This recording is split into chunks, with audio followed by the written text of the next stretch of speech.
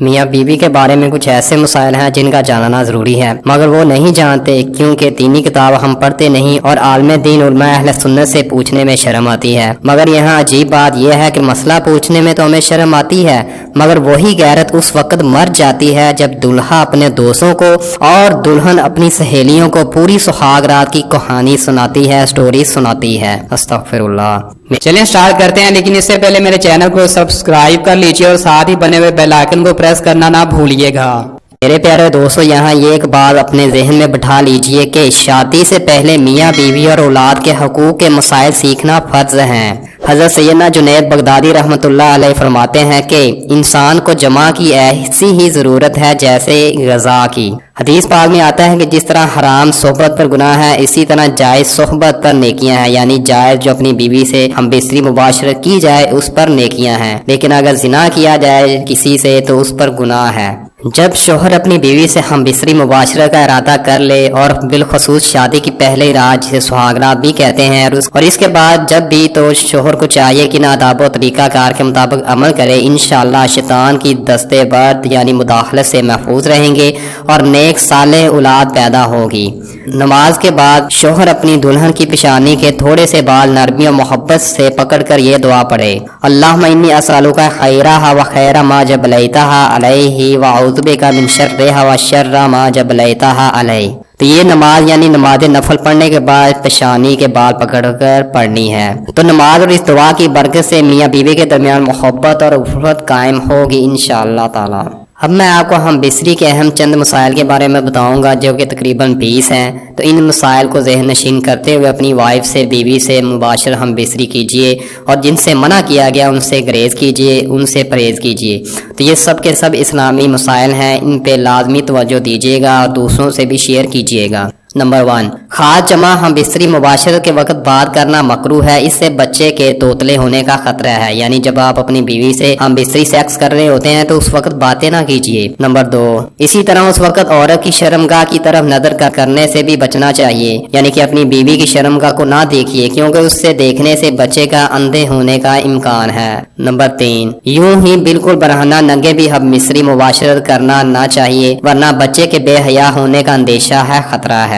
Number 4، دوستو یہاں میں آپ کو ہم بستری کے بارے میں ایک اہم ٹپ بتاتا چلوں، وہ یہ ہے کہ کمرے کو بڑے بلب سے روشن نہ کیجیے بلکہ 0 پاور کے بلب کا اہتمام کیجیے، بندوبست کیجیے۔ نمبر 5، اور اگر آپ کپڑے بالکل اتار کر یعنی برہنہ اپنی بیوی سے مباشرت کرنا چاہیں تو اپنے اوپر ایک بڑی چادر اوڑھ لیں، چادر ڈال لیں تاکہ پردہ پوشی ہو سکے۔ بالکل ننگے ہو کر ہم بستری کرنا گدھا گدھی کی طرح جفتی کرنا کہلائے گا، جو کہ شریعت کے قریب ناپسندیدہ عمل ہے۔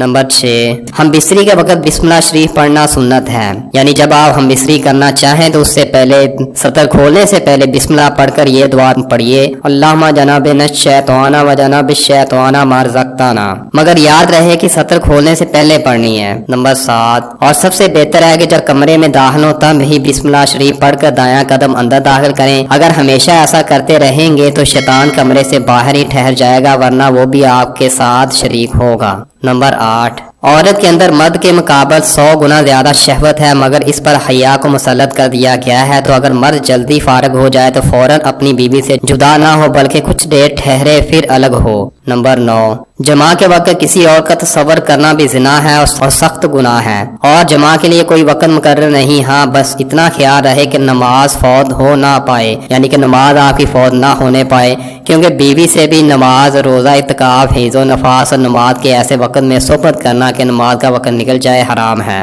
مرد کا اپنی عورت کی چھاتی کو منہ لگانا جائز ہے، مگر اس طرح کے دودھ حلق سے نیچے نہ اترے، یہ حرام ہے۔ لیکن اگر ایسا بھی ہو گیا ہو تو توبہ کریں، مگر اس سے نکاح پر کوئی فرق نہیں آتا، یعنی کہ آپ اپنی بیوی کے پستان چوس سکتے ہیں، لیکن یہ خیال رکھیے کہ آپ کے منہ میں اس کا دودھ نہ جانے پائے۔ مرد عورت کو ایک دوسرے کا سطر شرمگاہ دیکھنا چھونا جائز ہے، مگر حکم یہی ہے کہ مقام مخصوص یعنی شرمگاہ کی طرف نہ دیکھا جائے، اس سے نسیان یعنی حافظہ کمزور ہونے کا مرض ہوتا ہے اور نگاہ بھی کمزور ہو جاتی ہے۔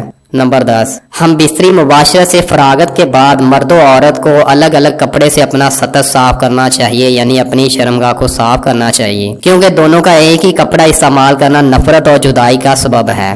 नंबर 11, हम बिस्तरी से इहतलाम अंजाल यानी मनी खारिज होने के बाद जब आप दूसरी मरतबा अगर सोबत करना चाहें तो तब भी सतर यानी शर्मगाह लाजमी धो लें और बेहतर यह है कि वजू कर लें, वरना पैदा होने वाले बच्चे को बीमारी होने का खतरा है।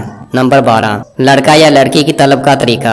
बाद हजरात जो चाहते हैं कि उनके यहाँ लड़का पैदा हो तो उसके लिए जमा के बाद यानी बीवी से हमबिस्तरी के बाद लड़के की पैदाइश का इरादा है तो औरत को फौरन दाएं पहलू करवट लेटने का हुक्म दें कि अगर नुतफा करार पा गया तो इंशाअल्लाह लड़का ही पैदा होगा। और अगर लड़की की पैदाइश का इरादा है यानी कि अगर आप चाहते हैं कि लड़की पैदा हो तो औरत को बाएं पहलू करवट का कहें यानी बाएं पहलू करवट लेकर लेटे और औरत फौरन बाएं करवट ले और कुछ देर लेटी रहे तो इंशाअल्लाह लड़की पैदा होगी। और अगर औलाद के हसूल का इरादा नहीं तो मुबाशरत में अंजाल के फौरन बाद औरत सीधी खड़ी हो जाए। नंबर 13, जमा यानी मुबाशरत हम बिस्तरी करने के कुछ देर बाद मसलन कम अज कम आधा घंटा बाद गुस्ल कर लें और इसमें सेहत व तंदरुस्ती भी है और मरते वक्त हजरत सैयदना जबरील अलैहिस्सलाम की ज़ियारत भी होगी।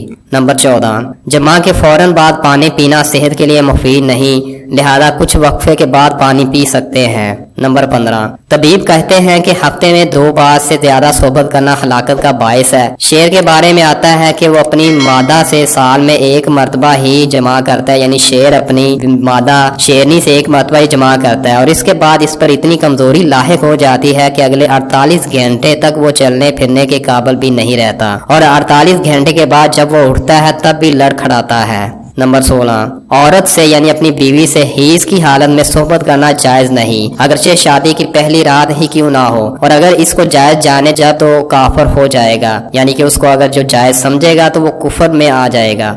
यूं ही इसके पीछे के मकाम में सोहबत करना भी सख्त हराम है, यानी कि उसकी दुबर जो है पखाने वाली जगह वहाँ भी सेक्स करना मुबाशरत करना सख्त हराम है।